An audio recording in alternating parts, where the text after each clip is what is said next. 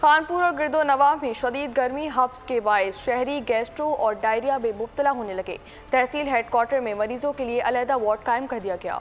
मजीद जानते हैं नुमाइंदा बोल न्यूज़ राना नईम से। जी राना नईम, आगाह कीजिएगा। हाँ जी, खानपुर तहसील भर में शदीद गर्मी और हब्स की वजह से गैस्ट्रो और डायरिया के मरीजों में इजाफा हो गया। मैं इस वक्त डॉक्टर नजीब आलम के साथ मौजूद, मजीद से बात करेंगे। क्या कहेंगे सर? जी, इस तरह आपको पता है कि इस शदीद मौसम में कुछ हमारे पास पेशेंट की तादाद पहले से ज़्यादा हुई है, जिसमें डायरिया, लूज़ मोशंस के साथ पेशेंट आ रहे हैं और डिहाइड्रेशन के साथ आ रहे हैं।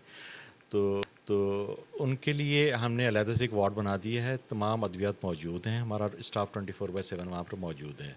मेरी शहरियों से गुजारिश है कि इस गर्म मौसम में एहतियात करें, गैर ज़रूरी तौर पर घरों से बाहर ना निकलें और ठंडे मशरूबात का इस्तेमाल ज़्यादा से ज़्यादा करें।